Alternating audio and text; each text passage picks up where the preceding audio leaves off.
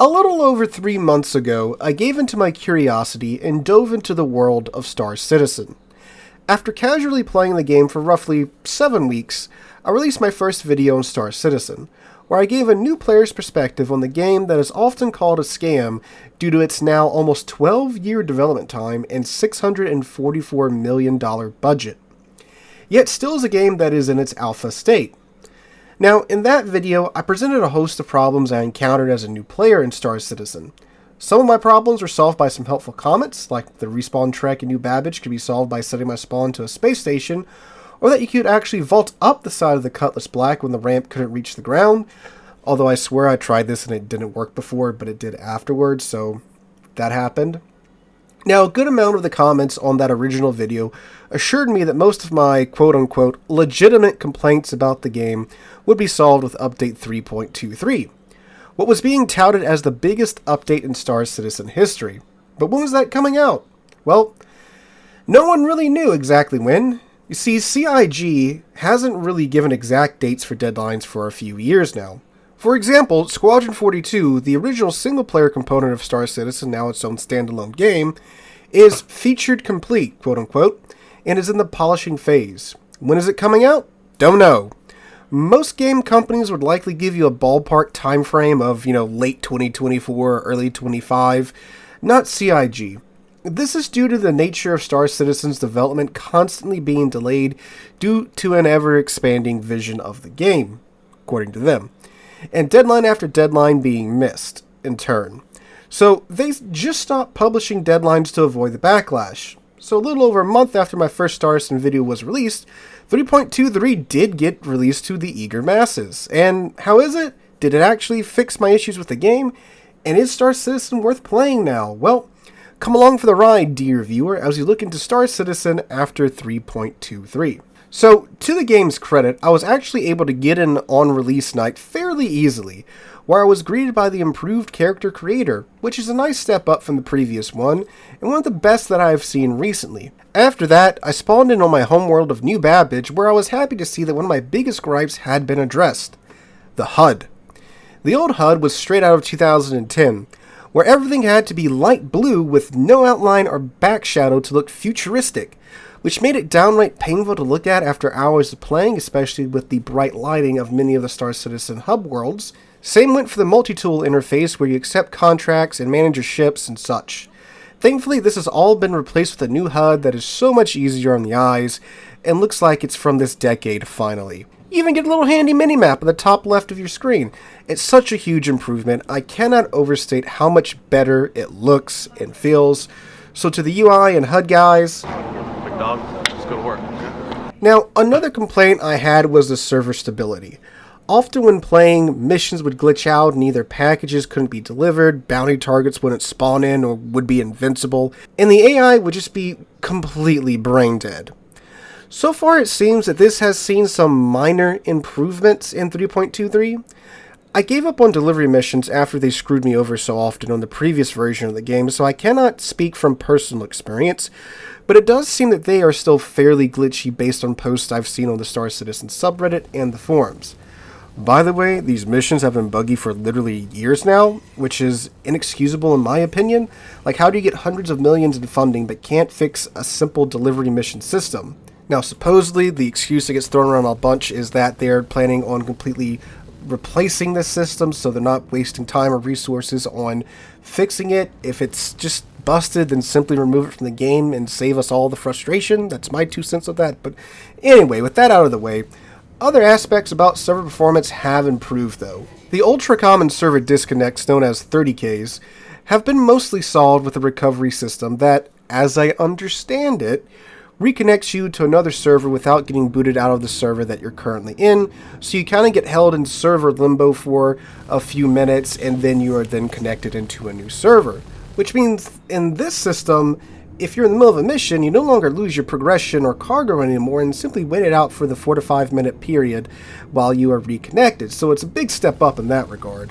Server performance overall is better, which means that the AI overall is more challenging to go up against, from FPS action, which also received an overhaul of this update, including an absolutely lovely overhaul to the looting and inventory system, which is just beautiful, to ship versus ship combat. Speaking of the AI, the NPCs in cities and space stations actually move around now. They'll sit down and do other idle actions instead of just standing on top of their seats and staring at a wall. Speaking of ship combat, this is where things start to sour for me. Part of 3.23 was a revamp to the flight, combat, and utility model of ships called Master Modes. These Master Modes are modes that you enter into while controlling your ship during various tasks. You have flight mode, quantum travel mode, combat mode, and salvage mode. I know that's not technically the legitimate names of it, but that's essentially what it boils down into. So if you have a salvage ship like the Vulture or Reclaimer, you have to enter into salvage mode in order to salvage a hulk of a ship. If you want to jump between jump points, you have to enter quantum travel mode and spin up your quantum drive. If you want to enter combat, you have to enter combat mode, which powers up your weapons and shields, etc. This, in my opinion, has ruined one of the best parts of the game for me. At least with my current ship, the Cutlass Black. You see, in order to play Star Citizen, you have to purchase a pledge package, which includes an in-game ship and the game download. Now, you can get these for as little as $45. However, I wanted a ship that I could do a bit of everything with and that I wouldn't need to upgrade from for a long time. So a ship I could learn and become very familiar with and that would take me a fair ways into the game. After doing some digging, the Cutlass Black was the clear option. It's a medium freighter and fighter that can comfortably fulfill both roles, and it's fast. But it did come with a $120 price tag, which I was 100% fine paying, since the ship is one that you really wouldn't need to worry about upgrading until you could easily afford a new ship with the in-game currency. And since it is a pledge ship as well, it will always be on my account despite any wipes, and will have some special provisions once the game does fully launch. Now, despite what some viewers seem to have believed after watching my first video, I did have fun playing Star Citizen and continue to do so after that video was released. I have since then upgraded the shields, the power plant, and the weapons of my Cutlass Black, making it an amazing ship for taking on AI bounties. You see, bounty hunting is a relatively straightforward gameplay loop. Pick up a bounty, fly to the location, engage the target in ship combat, defeat them, get paid, and move on. The payout is relatively low until you get to the higher tier bounties, but it's a fun loop in my opinion because of the ship combat.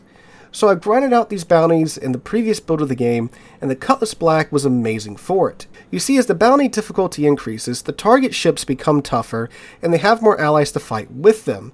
And I was like 2 pixels away from getting my bounty rep up to where I could start to get the very high risk targets. Then 3.23 happened. Now, the Cutlass Black was fast enough in atmosphere to rush the target and isolate them before their allies could come to their aid.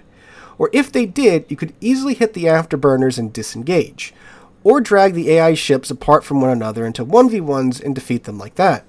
Using this method, I was able to defeat multiple high-risk targets back to back to back to back using my Cutlass Black. It really wasn't until about 4 or 5 of these high-risk targets that I really needed to go back to a space station to repair my ship. Most of the times I actually ran out of fuel before I had to repair the Cutlass Black. Thanks to the upgraded shields and the upgraded Panther repeaters I had strapped to the front of my ship, it was just a laser pointer. It was beautiful. So naturally, with the improved HUD, server stability, and AI, I was eager to try out bounty hunting in 3.23. No more bounties not spawning in, or bounties being invincible, I thought. I can actually get there, and with my build on my Cutty Black, I can now grind my way through these bounties, get to the very high risk targets, and finally get the good paydays. Unfortunately, though, it has become one of the most miserable loops in Star Citizen now. Why? Because of Master Modes. You see, for some reason, when you're in a combat mode, the top speed of your ship is limited. It's like 220-ish meters a second. Even if your ship is well capable of flying faster, which absolutely ruins the hit-and-run style of combat I was using against bounties. On top of this, the projectile speed was also increased this patch, like the rounds that the ships fire at one another. So now your ships are way slower, the projectiles being fired at them are faster, and the AI has been improved because the server stability has been improved. All of this culminates in you getting absolutely melted now by even medium risk bounties and their allies. You see, before, like I mentioned, you can isolate these fights into 1v1s using your speed, in the Cutlass Black at least. but now everyone has roughly the same top speed, essentially thanks to master modes. You also can't disengage because navigation mode, where you have access to your ship's true top speed, disengages your shields for some reason, and you don't even have your true top speed in that mode until your quantum drive spools up, which apparently the lore reason now is you create a quantum pocket around your ship in order to access your ship's top speed, yet I still can't go as fast in atmosphere as I can in space despite a quantum pocket being made around my ship, because I guess air still exists in the quantum space or whatever. But anyway, that takes about 10 seconds to spool up, and if you try that in the middle of combat, you're going to get melted. So now, you have to fight all 5 of these targets at the same time, but the rounds they fire at you are faster, your ship is slower, so it's almost impossible to juke their shots, which means you get absolutely obliterated. Observe. Shield system is muted.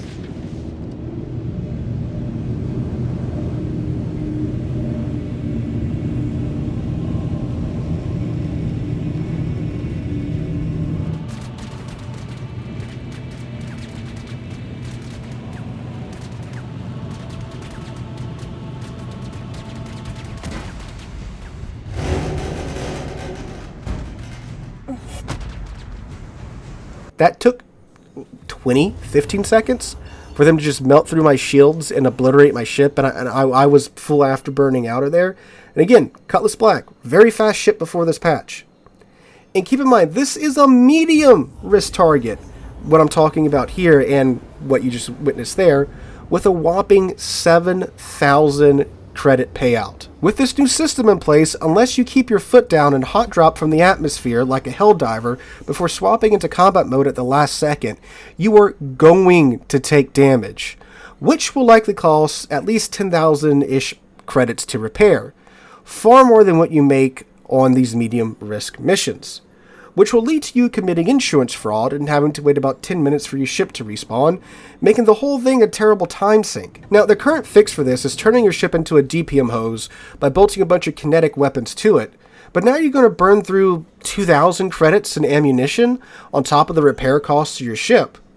Now, I am also talking about medium risk targets because despite the wipe supposedly not resetting your reputation with the various guilds, I am on a probationary standing with the Bounty Hunters Guild, despite being, 2 pixels away from getting to the very high-risk target missions before the wipe.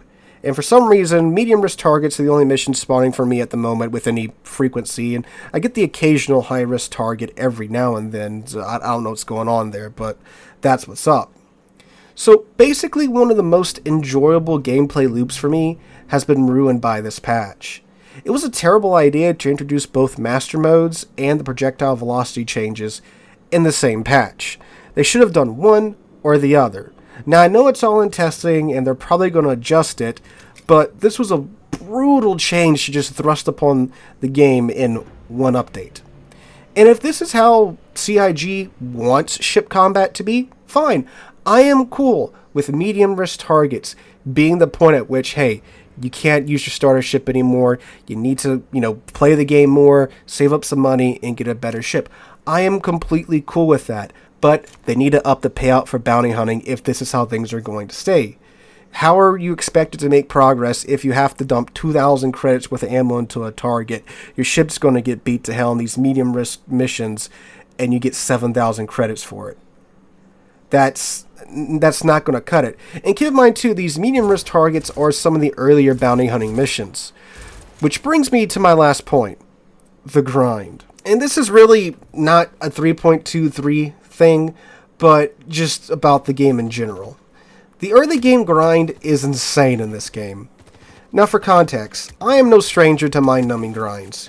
You dedicated viewers know I have suffered in World of Tanks, World of Warships, World of Warplanes, and War Thunder. The experience so far in Star Citizen has been absolutely brutal in comparison, and incredibly frustrating at times.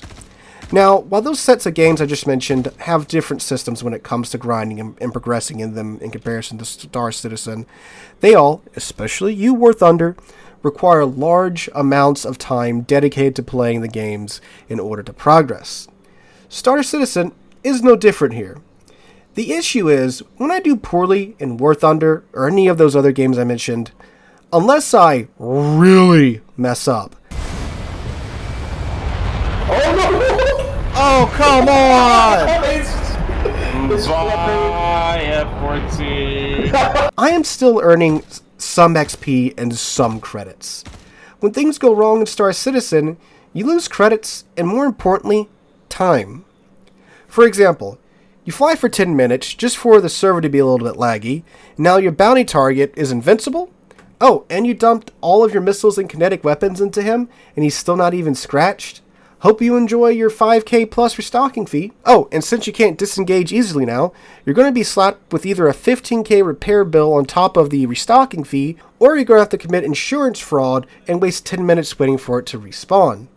So add the time you spent flying out there, the time you spent trying to shoot this invincible ship down, and the time spent waiting for your ship to respawn, and now the game has managed to waste, 20, 30 minutes of your time on just one mission, where you made absolutely no money and no progress. It's not just bounty hunting missions that are like this either. There are bugs and glitches that affect just about every gameplay loop. Don't believe me? Visit the forums. But the game is still in alpha. It's all testing. Okay. Then why are the punishments so harsh? If the missions are not stable enough to run like they should, then players shouldn't be penalized as harshly. Granted, ship insurance is free at the moment, which would seem to indicate that CIG understands this, but why aren't repairs? If I can get a whole new ship for free in 10 minutes, then why can't I repair my ship for free? Especially when they just made major changes to the combat system that are getting mixed reactions from the player base. When you take it all into consideration, it looks like CIG is just making it inconvenient to make it inconvenient.